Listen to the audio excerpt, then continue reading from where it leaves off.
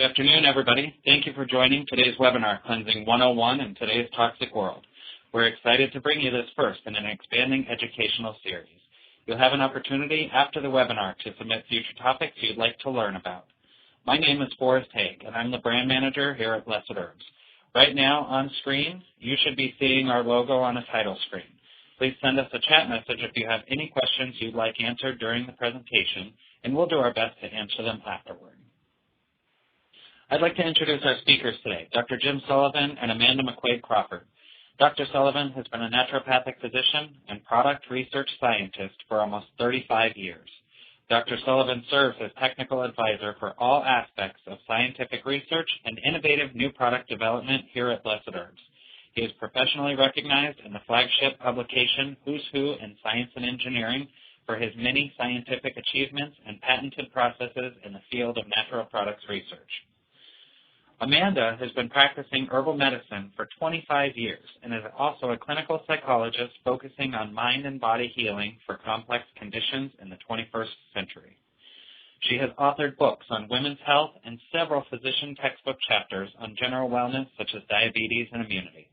Amanda is adjunct professor at the Massachusetts College of Pharmacy in Boston and regularly lectures at medical schools and conferences around the world.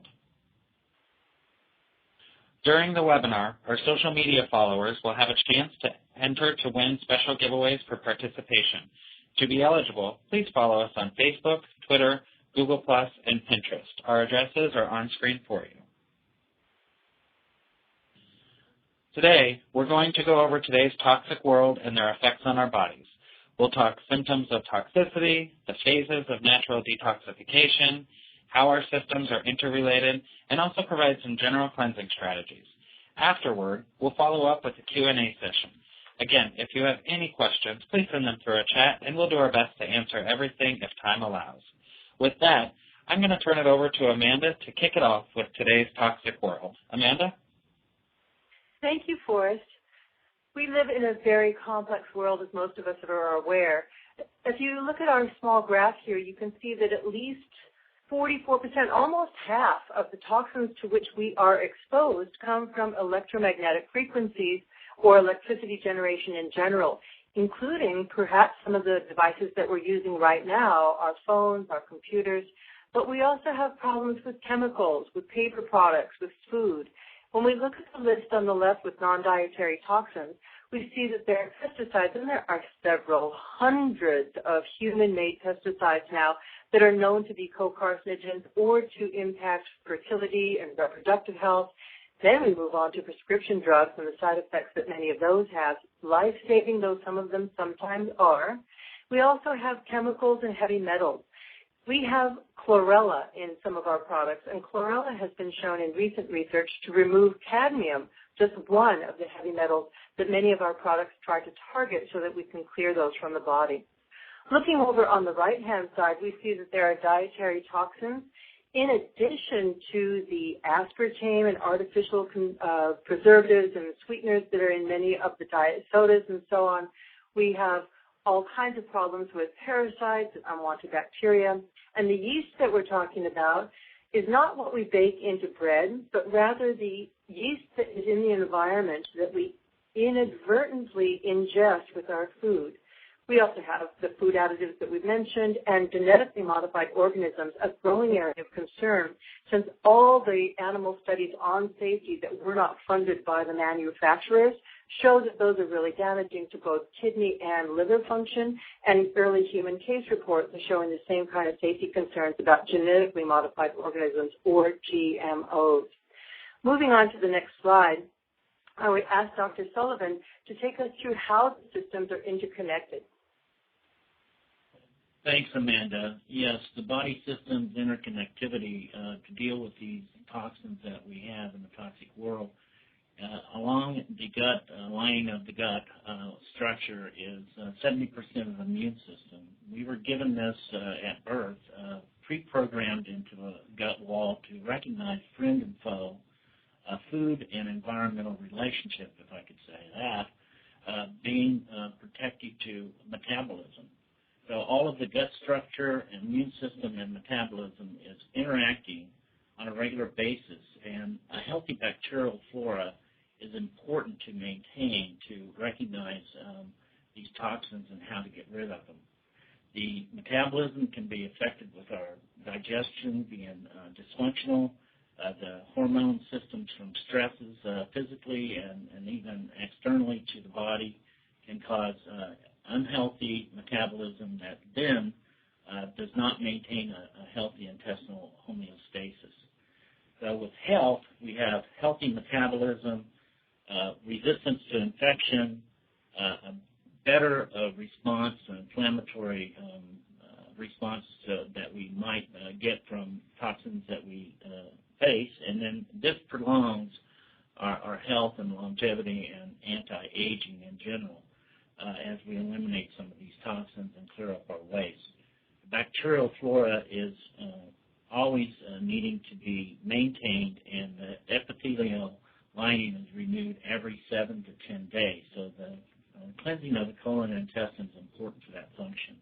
If it's a dysfunction, you may experience metabolic syndrome, difficulties with fats or sugars in the body that's too abundant, that causes irritation and dysfunction in the gut wall, impairing the immune system. You have more inflammatory disorders, irritations that causes constipation, maybe diarrhea, infections, and other dysfunctions that will affect your mind and as well your body. Next slide, the effects of the toxins on the body. I wanted to explain just the dysfunctions that's involved with the mucosa that breaks down due to these irritations and chronic inflammations that's occurring by the bacterial imbalances and the attacks from different toxins that we have to excrete. They colonize themselves. They become stored in fatty tissues. Because they're lipid and fat soluble, they can go directly through the gut lining into the fat tissues.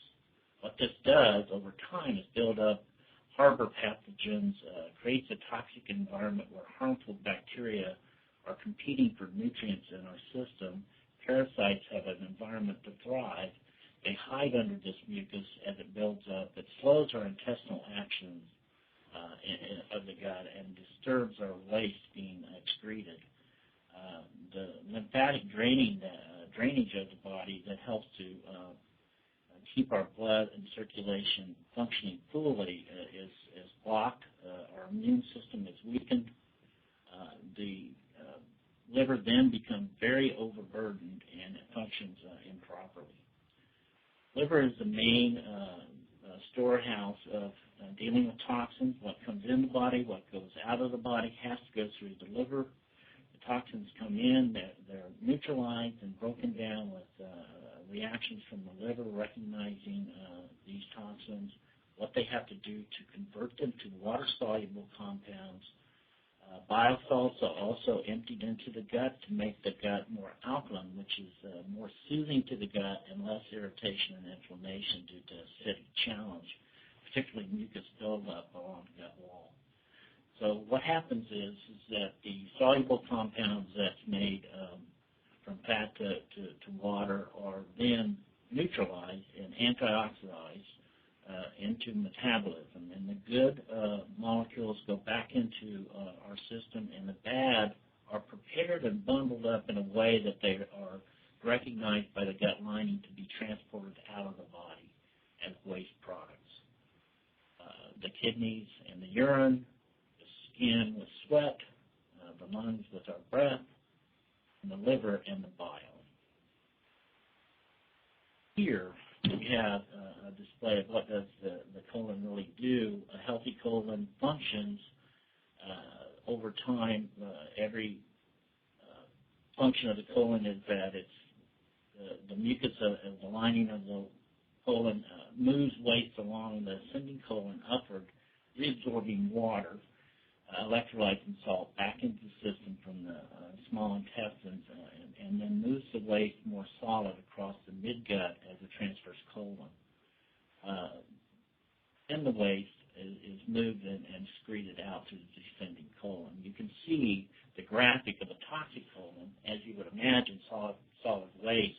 If it's not being moved out of the colon on a regular basis, can accumulate and cause constrictions and dehydration in the gut, where it actually closes in on itself and builds up across the transverse colon and ascending colon. So when it backs up like a kitchen sink, then your plumbing gets stopped up, and the liver gets, again, overburdened with have to do more work with its interaction with the immune system. And Amanda, with guiding symptoms for toxicity in the body, you might want to look at these symptoms and explain what they actually are pointing us towards. Thank you, Dr. Sullivan. The symptoms of toxicity in the body are so many. This looks like quite a long laundry list, doesn't it? But what we see here is that all of these symptoms really do have their roots in poor immune response that can be tracked back to a congestion in the center of the body, the furnace that burns the fuel, at the very center of our body. So chronic fatigue, the first symptom that we see here, is probably the number one reason why most people go to seek care, either from conventional medical providers or from alternative practitioners. And while there are, in fact, a lot of theories about what causes chronic fatigue, what we would say is that rather than focusing on one associated present microorganism that might be seen as causative, we are looking at a whole body, the whole person, who has a complex immune breakdown such that they're not able to handle the kinds of exposure that they may be experiencing. Now, with occasional lethargy, we don't want to pathologize this. Everybody sometimes feels tired. But when somebody identifies that occasional lethargy is a problem for them and when it recurs on a regular basis, then we would look to more deeper reasons why that lethargy is affecting that person. Because, in fact, when you are dragged down by the content of a toxic colon, it can give rise to headaches. It can make you feel that you don't have much energy. It can also make you feel very irritable. Now, when we look at the trouble concentrating, that's in the first column there, what we know now is that there's a strong relationship not only between our minds affecting our bodies, but our bodies affecting our minds.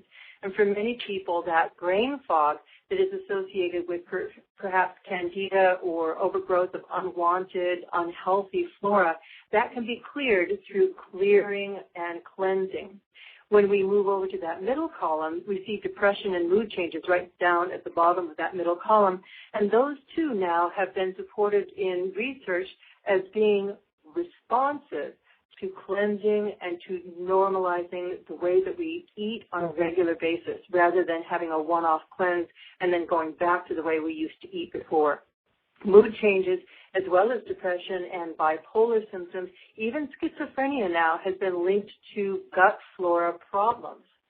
When we talk about excessive weight and obesity, the kinds of epidemics that we're so concerned about with both our youth and with the entire population these days, what we see is that the toxins that are sequestered out in the fat cells of the body are held there. So sometimes people experience that no matter how many diets they go on and how honorable they are in trying to follow their dietary restrictions, their body seems to resist losing the weight. And that can sometimes be from a naturopathic point of view because the organs of elimination and the immune system itself are overburdened and cannot risk mobilizing some of those sequestered toxins out of the excess body weight and back into general circulation for elimination. And that's why we start with cleansing and making sure that the lungs are working, that the kidneys and colon and that the sweat is open the skin is open and sweating to eliminate some of the toxins that we remove that way. We also find that there are problems with poor appetite, and what that really means is that we have an appetite when we have a toxic colon for the wrong kinds of foods. It's paradoxical, but we get a little cortisol rush that feels good very temporarily from eating the very foods that might be causing us some of our problems and that are congesting the lower digestive tract. So we find that people who say, I just don't want to eat fruit, vegetables don't appeal to me. And when they're hungry and tired and they're looking for a little boost of energy, what they go for is that cheese sandwich and the potato chips or the Diet Coke. all of which are going to create a vicious cycle. When we go through a cleanse, when we allow our digestive tract to have a break from those foods that are very, very expensive to metabolize and break down and process, we find that we liberate our own inherent life energy and that we also feel more satisfied with smaller proportions of the kinds of foods that are healthy for us. So we change our palate. We literally change the way the taste buds on the tongue perceive the sweetness of a carrot rather than needing the knock-on-the-head sweetness of a Snickers bar, for instance. So we look at poor appetite not simply in terms of increasing people's intake of food, but rather altering for the better and permanently, we hope, the kinds of foods that they are most attracted to and that will keep them from needing to do a cleanse too often. Moving on to the next slide, we look at the key benefits of cleansing, and we see that we're not just eliminating the waste and the toxins. The liver, as we've described, is an important part of the body in terms of improving vitality. Many traditional systems around the world, and still today, consider that the liver is not just a big, squashy, purple lymphatic filter or sponge that processes most of the input that we put into our bodies, but it's also where we would place so-called negative emotions, anger or fear or resentment. And it's no accident that many of the traditional herbs that we find are useful for liver and gallbladder health are also associated in some folk traditions with improving emotional resilience and release of resentment and release of some fear and anger and negativity. So we're not trying to do too many things at once. We're rather giving plants from the planet Earth into our mammal human bodies so that our natural processes of self-governing and auto-regulation can reset. We're optimizing large intestine function, and by nature, we were designed to occasionally run out of food or skip a meal. In our fearful society today, we sometimes think that that's just the worst possible thing. But rather than having blood sugar crashes when you miss a meal, we're looking for the kind of stability so that we can draw on our reserves. And we have plenty of reserves in North America. Even those of us who have borderline or poor nutrition often have reserves that we could pull on, that we could mobilize and access and make into the kinds of energy that our cells need on an ongoing basis. Because we're improving the absorption of nutrients from the diet, people find after a cleanse that they can maintain weight loss that they may have experienced because smaller amounts of food that are appropriate and healthy are going to be able to satisfy the person so that they're not overeating with that sensation that they're not quite getting all that they need. We're improving internal and external metabolism. For instance, on the outside of the body, we have sweat that not only clears hormones and all kinds of toxins, but creates a healthy acid mantle so that our skin is more resistant to the kinds of infections or skin irritations that sometimes people experience when their internal digestive tract is a little bit clogged up. That's one of the reasons that we're working from both the inside and having an effect on the outside. We're supporting our body organ systems, and we're improving immune health generally and preventing illness. Now, preventing illness is not simply about a lack of sickness or symptoms. It's about feeling better and having an absolute joy of life, waking up with energy and not with having to drag ourselves out of bed with alarm clocks and many cups of coffee at the coffee machine. To get the most out of cleansing, we're encouraging people to alter their diet for the long run. We're looking at easily digested, often plant-based foods, plant-based proteins such as legumes, and also eating with the seasons. We see that burdock root and echinacea tea have been shown to help clear the blood of excess blood fats, for instance, helping with cardiovascular health. And in general, we're looking for maybe 2 to 3 bowel movements in a day. They wouldn't all necessarily be of the same size. And forgive me for being graphic, but I have had patients who have told me, oh, yes, I'm regular. I have a bowel movement every 2 or 3 days. Well, that's not regular in my view. We really need to be helping the colon empty out so that the immune system isn't so overburdened with the tasks that it has in hand. Now, we're going to be talking about water more in just a moment, but we want to aim for perhaps 8 glasses of water a day. And we recommend that people cleanse maybe 2 times a year, and it varies by the kinds of cleanse or the length of the cleanse that they feel that they need, and finding the results within themselves so that the patient or the person determines how often and how long they need to cleanse. More important than anything else that we've talked about so far, exercise and staying active is a really great way to turn on the way that our bodies self-cleanse and the way that our immune system and our GI tract work in sync. So more air and less couch. Turn off that television. I don't really care what the critics are saying about that new pilot. It really isn't going to add to your life. If you go outside and look into the sky, either mindfully or sometimes, let's face it, even mindlessly, just watching the clouds roll by or enjoying the sunrise or the sunset allows the light from the day to enter through our eyes and tell the pineal gland where we are in the seasons, so that we are again helping to normalize our circadian rhythms, our sleep cycles, and our daytime energy.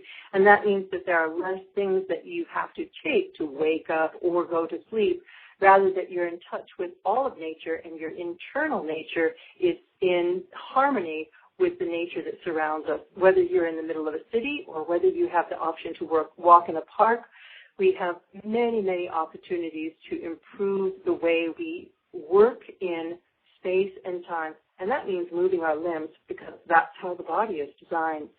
There's a strong mind and body connection here, and we're looking at meditating and clearing our mind. Having a break from harmful foods, introducing helpful herbs, not only clears toxins, but we're also looking at clearing the amount of media information that we ingest, the sounds and noise pollution that we might be exposed to. We can take up journaling. We can talk out our problems. We can be mindful and focused. We can also make sure that when we are eating, we're using fiber-rich foods. We're using those that are on the more alkaline end of the scale, as we described earlier, such as kale and broccoli, all kinds of delicious berries and fruits. And we also want to make sure that we're reducing our consumption of animal proteins and the kinds of foods that we've talked about as being acid-forming generally. And also, once we're done a cleanse, you might as well take advantage of the fact that you've invested 5 days or 21 days or even 30 days and seize the moment to turn your life around and be that kind of person that you've always known that you could be, that you have the potential to be. And this can be that kind of internal way that allows us to make that change. Now, here's more information about the dietary guidelines. We have a spectrum here of foods on the one hand that are more acidic. Those include diet sodas, but also dairy products and processed foods generally, coffee even, and fruit juices. Although we love fruit, we want to make sure that we're getting the pectin and the fiber and the other trace nutrients that are in a whole piece of fruit that we eat in season, rather than importing tropical fruit in the middle of winter, for instance. We want to be eating the foods that nature would present to us in our bioregion and that are appropriate for our own constitutional unique qualities.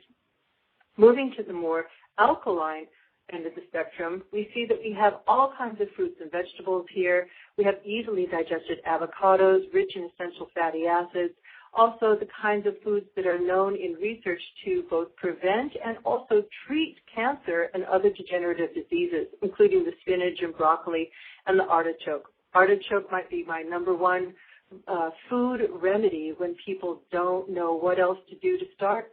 Artichoke is a great place to go, and I don't mean with a heavy butter sauce to dip it in either. We're talking about a light lemon and garlic perhaps, or sea salt and olive oil dip. These are the kind of ways that we can make cleansing foods permanently desirable, aesthetic, and fun to eat, so that it's not a chore, because changing our diets really should increase our pleasure in life rather than making us feel like we are on some kind of a restricted diet. I don't have any time for that in my life, and I'm sure most of you don't either. We want to be avoiding meats that are laden with hormones. also the kind of refined sugars, white flour, white sugar generally. And when in doubt, it's often a good idea with people who have potential food sensitivities to avoid dairy as well, at least until we know whether dairy is a problem or not. Moving on to the recommendations for water, many of our products rely on bulk-forming laxatives, gel-forming laxatives such as psyllium seed, and these really do take a lot of water in order to scour out the inside of the intestines and to clean us up in the way that we're after here. So a general rule is to take your body weight and divide it in two. So for instance, let's say we have a 160-pound person, and we divide that in two. We have 80, and then we divide that by 8. That would be 10 cups of water for somebody who's 160 pounds. And you can move that number of glasses up or down according to the weight where you are starting.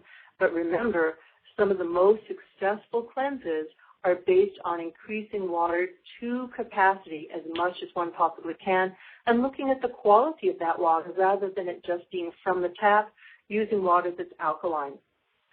So some general cleansing recommendations. I want to move on to Dr. James Sullivan and see if there's something that he would like to add to our understanding about what in general would be an appropriate way to move forward. Thanks, Amanda. Yeah, general cleansing recommendations of, doing a cleanse and removing unhealthy bacteria and yeast that build up, parasite, environments in the body. You may take a 5-part suggested nutritional approach in addition to eliminating allergenic foods. Use some digestive enzymes, including HCl, that's good for the stomach acidities. Help to reinduce prebiotics and probiotics. A prebiotic is a food-friendly bacteria.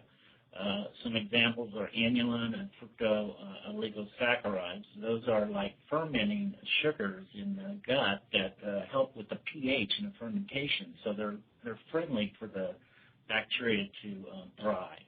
The probiotics are friendly bacteria such as Acidophilus and Bifidobacterias that help to inoculate and re-inoculate healthy bacteria into the gut wall. So these are some suggestions that would establish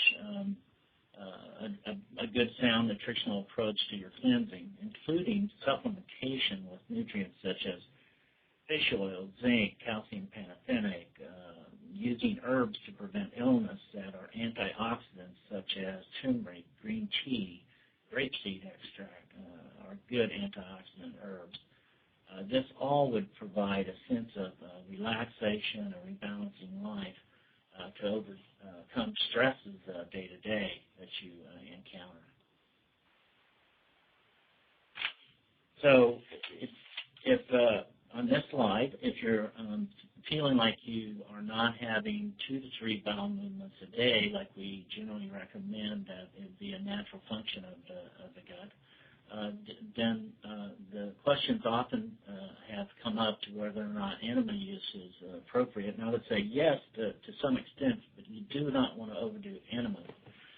The better enema, if you did use it, would be a coffee, to add some coffee to the water so you could kick the liver to discharge. Because remember, we're going back upstairs in the body's metabolism. The liver has to take the burden away from dealing with the toxins that build up. So if you kick the liver, you're going to get number one head start on the cleanse. And the other thing with cleansing and getting the bowels to move regularly is to make sure that the upper colon is discharged from the waste buildup, like we had shown in the other previous slides of the healthy colon and toxic colon. Once the waste build up in the transverse colon, you want to make sure that's moving effectively. So high colonic therapy, you can get colonics in some states, I'm not sure everywhere they're available, but that kind of movement in the bowel helps us to eliminate waste.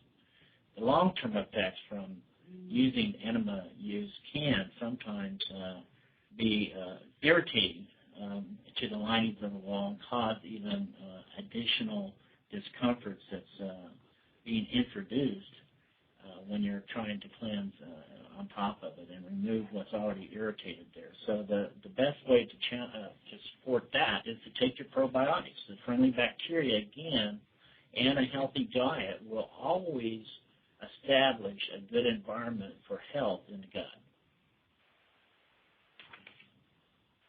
Digestive stimulator that we have also is well designed by being able to adjust your bowel movements by taking the dosages as recommended in the cleanse kits, and it's different for each cleanse kit, but the digestive stimulator is formulated in a way that you can adjust how many capsules you take to make sure that you have a bowel movement each day.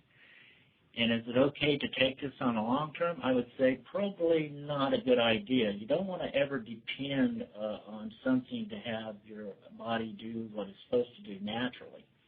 So what you want to do is make sure that you use it effectively while you're cleansing, and occasionally if you do have, like when you're traveling, have some constipation and you need some regulation, then that is what it's designed to do, is to move the bowels. But you shouldn't rely on it as a crutch. Hydrating the colon is important. Like we've said so many times, even without cleansing, we should have our daily water intake. And again, going back to how important that is in the colon, when it's taking water back into the body, we're getting a healthy balance for that contraction of the colon to excrete waste. Another important assistance to health of bowel regularity is, particularly while cleansing, sometimes you have a lot of waste that build up. You may need to do some low-impact exercise like yoga, stretching, walking outdoors. Helps the gut physically be motivated to move and excrete waste, and just naturally as a physical design of the colon. I think that pretty much covers about regular bowel movements, and I think 2 to 3 should be, if you think about it, a normal day-to-day routine. If you had 2 to 3 meals, you'd think that you'd have 2 to 3 bowel movements. And this slide here, we have all of the suite of intestinal restorative cleanse kits that we have in the protocols.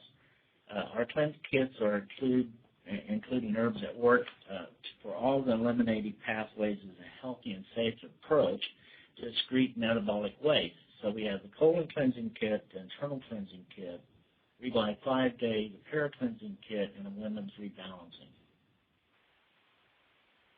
Colon cleansing kit on this particular slide is an original colon cleanse. One might want to know, when should I use a colon cleansing kit? Is it for me? Well, some of the guiding symptoms would be if you had irregular bowel movements on a regular basis, or if you felt like you had constipation issues alternating with diarrhea, you had excessive gas and bloating, indigestion that's not typical, and you feel like you're faced with this on a regular basis, then I would say the colon cleansing kit is a good system to use. Why? Because it utilizes a push-pull system with the toxin absorber that we have formulated with the herbs in it to draw and eliminate out from the walls of the gut toxins that are causing you to feel ill. So the idea there is the push-pull is to excrete out the bad from the lining of the walls as waste. And the digestive stimulator, as I've mentioned, is to help to expel the toxins on a regular basis. So additional benefits from multiple use of this is designed so you can have a regular, healthy approach to eliminating waste in the system. And it's very personalized with an 8-day, 9-day, 30-day program that to restore digestive health and remove toxins. The internal cleansing kit here is an all-natural, full-body cleanse as we see it. The guiding principles to someone that wants to use an internal cleansing kit might be that you may have food sensitivities, allergies that you're suspecting that you may be having some symptoms of illness from, and you're limiting your diet due to these sensitivities and allergies, and it's causing you dysfunction in day-to-day life. So you want your total body system to be totally optimized to be able to handle these challenges, because the allergens and food sensitivities really come through air we breathe in, the respiratory tract. It can back up into the gut. Everything ends up in the gut, even what we breathe in. So if you breathe in an allergen, it's going to affect the gut.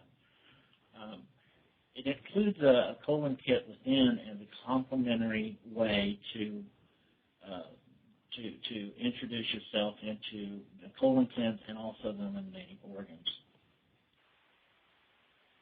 What you do first, you really should do the colon cleanse first, because what you're doing is getting rid of all the waste. You don't want to put on top of it eliminated waste from the organs on top of waste that's already accumulated. So the recommendation we have is to first perhaps use the colon cleanse before the internal cleanse as a guideline. And this will help to then be easier to detoxify the eliminated organs such as the liver, gallbladder, kidneys and bladder, the lungs and blood, lymph glands, along with skin. So what we could expect this to be is a yoga for the colon, really, to eliminate good toxic elimination from the organs. Here we have an introductory simple starter cleanse for anyone that is really not used to or has never been around cleansing before. If you have a busy schedule, you may find that you can use this and have benefit from it while you just maintain your regular lifestyle. You want a quick detox, this will do it. It will detoxify the liver, pull out the waste from the colon while you maintain your regular day-to-day life. There's no fasting required. It's definitely going to get some benefit overall as designed.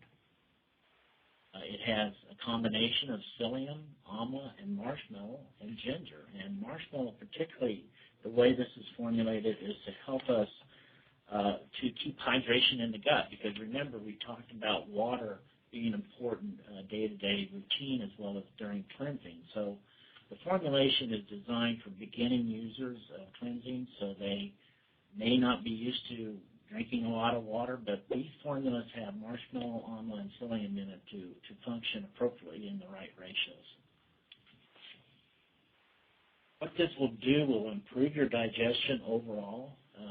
Even if you feel like your bowel movements are, what you feel like are moving fairly well, you'll notice a benefit immediately. It helps to revive your circulation. It supports overall metabolism, and again, immune function system will be improved. And if you remember the slide of interconnectivity with the gut flora being healthy and its response to our stress from food and environmental toxins, then this is what you want to start doing is looking at the colon health. Pure Cleansing Kit. Amanda, I think that you have plenty of experience in your practice currently where you can explain some of these parasite issues that people experience. Thank you, Dr. Sullivan. Yes, this is a cleanse that we recommend over a 12-day span that helps people who feel they may have a parasite. Now, if you have been traveling abroad, if you are in crowded conditions, or if you have pets perhaps, these are far more common in the general population than people generally want to think about, much less admit. And if you have a parasite or you think you may, it's a good idea if you would go to your general physician and ask for an ova and parasite test. You can have one before you do this and after the whole program so that you can have some clear clinical information about whether or not you need to do it in the first place. And also, if you feel better after it, you can get objective data from your doctor about the fact that you have been successful in clearing some of these unwanted guests. You can see the different signs over here that you may have a parasite. There's bruxism or grinding your teeth at night, skin irritations that don't have any other better explanation, trouble sleeping perhaps, or aching muscles. So these are some of the problems that we want to explore further rather than jumping to the conclusion that we have parasites, but rather making sure that that is in fact something that if we have it, we have a solution. Now I want to tell you a little bit about our 5 different formulas. In this combination of products, We have the small para-cleanser, and that has shiitake mushrooms, known for their immune activity. They're rich in a substance called lentinin, and that helps with immune regulation, which is often put out of whack when we have parasites. We also have black walnut, green black walnut hulls. Those are antimicrobial, rich in tannins for multiple organisms. The large para-cleanser number 1 has something with a great name, fun to say, quisqualis fruit. Quisqualis is also known as Rangoon creeper vine, and that contains fruit acid that is an agonist or helps AMPA receptors, and that promotes brain function for better mental performance. Again, brain fog being associated with some dysbiosis or unwanted bacteria or unfriendly microbes. When we're looking at the ways that these herbs work, quisqualis particularly targets roundworm and pinworm directly, in addition to having these effects on the neurological system. Large para-cleanser also has wormwood essential oils and compounds for common microbes and for worms. And that's not just the isolated essential oil, that's the whole plant with a whole host of compounds in addition to the essential oils that target the worm. There's clove, which is antifungal and stimulates immunity in multiple body systems. And then licorice, which is antibacterial, antiviral, and antifungal. But in addition to all of that, licorice in the small dose that we use is soothing to inflamed GI lining. The large para-cleanser number 2 has butternut, and that clears many common harmful microbes through improved elimination. So we're targeting not just one, but many types of common infiltrants or unwanted creatures that have crept in and that we want to sweep out. Wild Yam has steroids that are anti-inflammatory in the GI without altering essential hormone balance. And then there are other essential oil-containing herbs that kill off associated unwanted microbes and mainly stimulate healthy flora. There's also a lymph rejuvenator, which is rich in a cactus that is Native American and traditional in Mexican herbal medicine as well, and that's ocotillo. And that's especially for the pelvic basin surrounding the organs of elimination and the numerous lymph nodes that we have surrounding the lower GI tract. There's also red root and red clover, and those nourish the whole person while clearing lymphatic congestion. Yellow dock and chlorella round out the lymph rejuvenator to support healthy red blood cells that oxygenate and have a profound role in ongoing detoxification. So we're recolonizing bacterial flora as well as clearing some of the unwanted microbes, the parasites that Dr. Sullivan described. Moving on to the next formula, we have the Women's Rebalancing Cleanse. This is designed for women, but it can be used by women of different ages. So let me take a moment to explain that. If you're experiencing difficulty with heavy cycles or you're in premenopause or perimenopause, this is a great remedy that helps to clear the way for your hormones to find their own balance rather than us introducing and tinkering with that very delicate interplay of the hormones that we make and the hormones that we don't need and that we need to neutralize and break down once again in the liver. So while it's specifically formulated for women going through menopausal changes, because it has fenugreek and black cohosh, those both normalize hormone levels, including but not limited to reducing elevated luteinizing hormone, or LH. And that's the hormone, when it's too high, that's associated with hot flashes and some of the other problematic symptoms in menopause. So this is useful for other life stages because it has bentonite and dandelion. So this would be appropriate for, say, a young woman who is in the earlier part of her reproductive life, who's having either ovarian cysts or has been diagnosed with fibroids or is having some other difficulty with reproductive function and flow. And our view is that in just 10 days, without fasting or without any strong laxatives, we want to clear the way for the body to be able to reset its own hormonal and endocrine balance. So we're not only focusing on the GI tract and reproductive organs, but we're also looking at the role that the liver plays in helping to cleanse the body, the way that the kidneys and gallbladder continue to support that woman.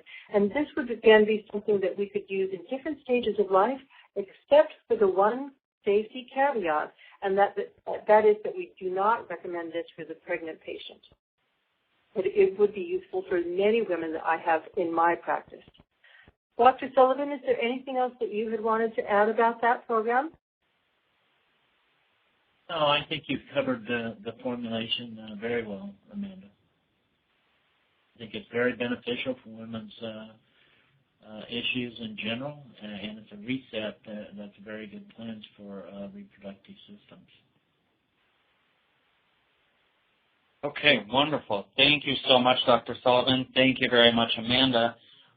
We have about 15, 20 minutes left here, and I'm just going to cover some of these questions that have been coming in. Some of you guys had submitted questions via email, and we've been getting some via chat during this session. So I'm going to take a little time to go through a couple of these. And it actually looks like a lot of the people have some of the same types of questions, so I'm going to try and group some of these together. One of the big things that seems to come up is how to handle cleansing and or fasting and dieting around inflammatory conditions. So this would include things like IBS, Crohn's disease, leaky gut. Candida is another thing that has been coming up as well, and this clear candida. So, Dr. Sullivan, can you talk to us a little bit about inflammatory conditions and how to handle cleansing and or fasting around them? Certainly, yes. Inflammatory bowel conditions, they present themselves with diarrhea, pain, and bleeding in most instances. These are severe events on the gut and dysfunction of the body that a person feels terribly ill. They have trouble with all nutrients that are not getting fully absorbed in the body to overcome some of these syndromes. Going with the Crohn's disease, just to explain some of these, it can affect any portion of the GI tract. It's autoimmune in origin. It's important to address the underlying cause of the chronic inflammation and stresses that are components to that syndrome, and it always results in inflammation. So again, I think a dietary approach should always be without fasting on a cleanse for certain, because there's already inflammation and irritation that's being triggered by an autoimmune function. So definitely do not fast. Do not fast with Crohn's condition. Do not fast. What about some of these other ones, fatty liver, leaky gut, when you're kind of starting to get into here? Would you yes fast, no fast? Is it okay to cleanse? Is it not okay? Yeah, I think those conditions, with leaky gut, it's on the borderline of being very hyper inflamed gut walls because the imbalance of bacterial flora. As we had mentioned, if you get an imbalance of unfriendly versus friendly bacteria in the gut, it challenges the lining of the gut structure in a way that starts to damage within constant inflammation and causes what you say as leaky gut. And when you have leaky gut, it gets into your system and causes many problems that you experience systematically just by skin rashes and just upsets of many natures, headaches. It can affect your mood, irritability. So I think it's best to talk to your healthcare provider in these conditions, particularly with leaky gut, fatty liver. If you think about fatty liver, what did we talk about? The liver's overburdened with toxins. Fats and lipids can get stored in fatty tissues. That backs up into the liver, and the liver has an overabundance of fats that they have to deal with. And what you need to do is have good fatty digestion, and the liver would then be less burdened and will function more normally.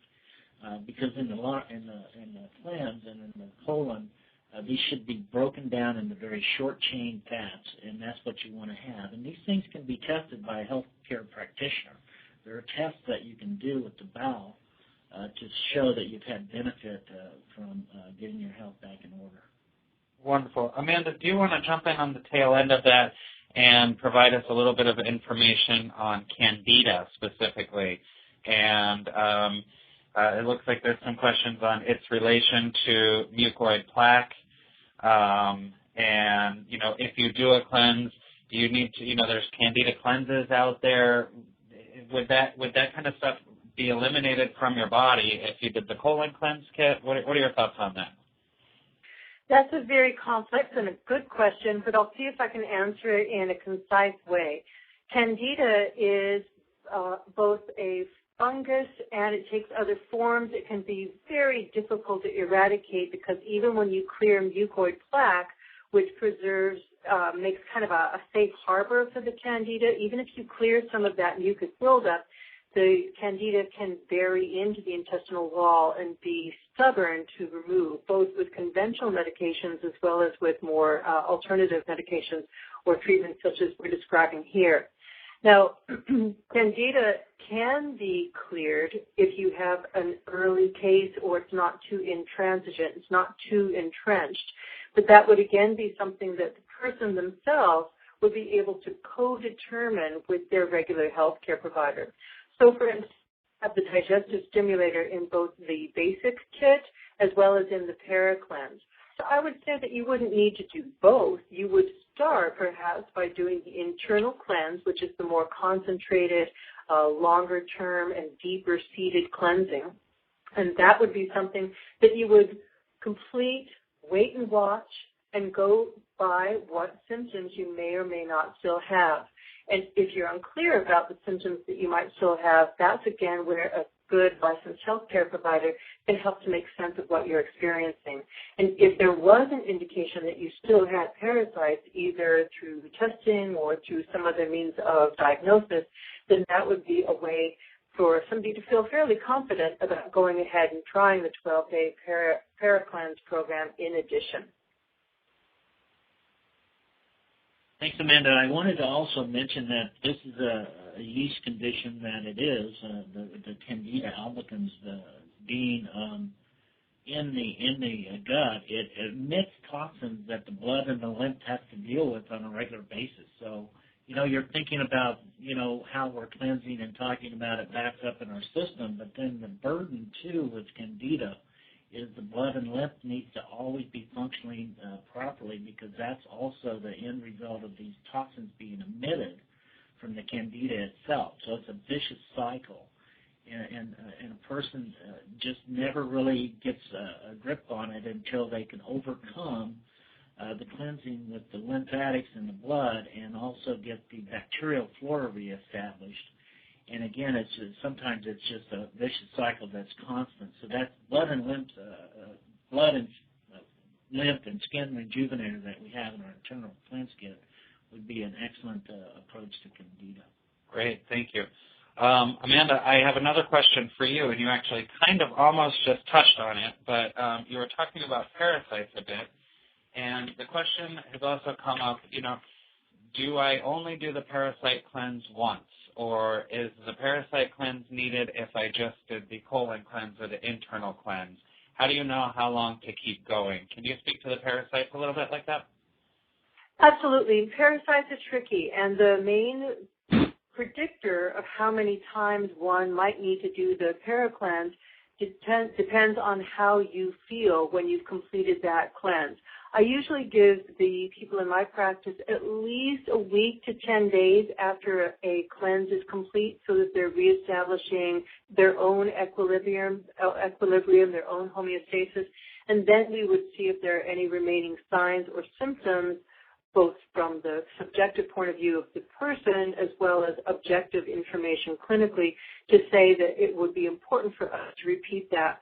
So I might repeat that ParaCleanse with a gap of, say, a month in between to allow the body to restore its natural reserves of energy, and then to go through that cleanse another time would allow us to be targeting the life cycle of the parasites, whether it's Candida or whether it's another unfriendly microbe that we're trying to dislodge. So yes, we might repeat the ParaCleanse 2, 3, even 4 times a year. I have one woman right now who's had skin manifestations of a fungal infection for 5.5 years. So it's taken us about 6 months of concerted nutritional changes, external treatments, along with internal treatments, starting with the internal cleanse first, and then the para-cleanse. We've repeated that 3 times in the last 6 months. And she hasn't had any ill effects because she's being monitored. Now, that's extreme. I wouldn't expect that most people would need to do the para-cleanse that often, but it does happen. It certainly happens in my practice, and it's safe to do, partly because of the way that we formulated it, so that you're not just on some kind of a stripped-down, harsh, survival-oriented kind of regimen. This is really pretty doable. We recommend that people continue to go to school, that they function, that they handle their family commitments and go to work on time. So we want to make sure that the person is doing well if we do need to repeat the cleanse. But in general, once we've made that major push, that person would be probably fine on 1 or 2 cleanses a year after that. Did that answer the question, Forrest? I think so. I believe so. And I have another question that just came in that I'm actually going to gear toward you as well.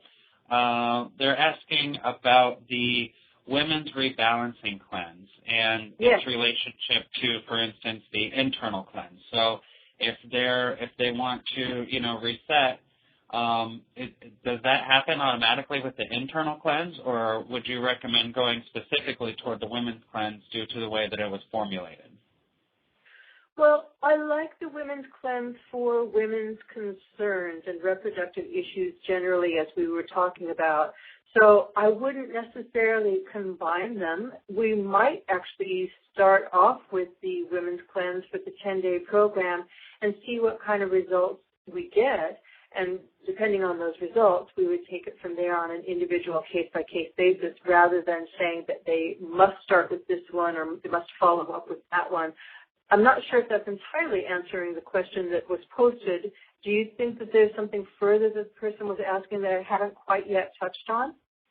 No, I believe you basically hit it in that if you're looking to work on a women's-specific issue, then the women's rebalancing cleanse would definitely be the way to go. And I think it really goes back to what are you looking to achieve here? Is this more of a total body flush that you're looking for, or are you looking, specifically for again back to the women's? So I believe that really covers it.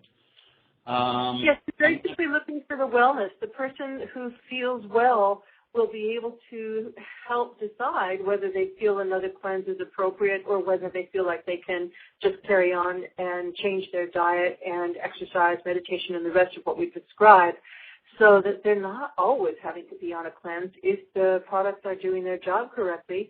Both the digestive stimulator and the women's formula have bentonite clay. Now, bentonite is a time-honored mineral that has magnesium and 67 other minerals. The real value of the healing properties of bentonite clay is that it holds on to all kinds of different toxins, both day-to-day from the food that we eat and others that we've described that are a little bit more ominous. And it holds on to those toxins until the other herbs stimulate their removal in the stool. And that really means that we're probably covering many bases with a couple of formulas here. We have 5 different kits, and they really do cover a great deal of ground. Okay. We are almost out of time. I'm going to ask one more question, and I'm kind of going to group a couple of them into one, but a lot of people seem to have questions on diets, what foods should be avoided and everything, and specifically on juices. For those consumers that are looking for that information, I would actually urge you to look back to the page that had the acid and the alkaline foods on it. And we did talk specifically, about what to avoid, but again, you're going to want to avoid acid-containing things. So on the fruit category, you're going to want to avoid berries and grapefruits and lemons and limes, and you're going to want to switch that to where it's more alkaline-containing fruits. That will help your digestive system, and it will help normalize your bowels. So those things would be apples, cherries, grapes, peaches, pears. So, and then the last question specific to that, James, I'm going to ask you. is it best to, if I'm juicing, is it best to juice everything, or should we just stick with raw organic fruits? You know, what's kind of, I guess if you're juicing other foods, it's kind of the same thing as eating them, right? Yeah, it is. I mean, the juices are, you know, pulp of the raw foods, organic foods in general, you know, as pulp. So the juices, you know, is great for a cleanse, and particularly if you know what you're doing with fasting and cleansing with liquid juices combined with our herbal formulas. If you know what you're doing, you definitely keep your energy up. You keep up with the system of hydrating the system with the juices as well as the water. Okay. I think it's good. Good. Well, we are about out of time here, so I am going to cut the question short. I do want to let you guys know that we have just implemented an Ask the Herbalist section on our website and on our blog. James and Amanda both personally answer the questions that come into there, so by all means, if you have a question, they are here for you to help answer anything that you have. I do want to remind you to join our social networking properties, Facebook, Twitter, Pinterest, and Google+. You'll see on screen here there's an infographic that we actually just posted. We are giving away free colon cleanses, just picking random names for people that share it and retweet it and repin it. So I urge you to go on, like us, follow us, and interact with us because we're giving away free stuff. So with that, I'm going to close today's session. Again, thank you so much, Dr. Sullivan. Thank you, Amanda. You guys have been incredibly helpful. I hope you guys have found this incredibly helpful as well. And stay tuned for the next one, and we'll speak to you soon.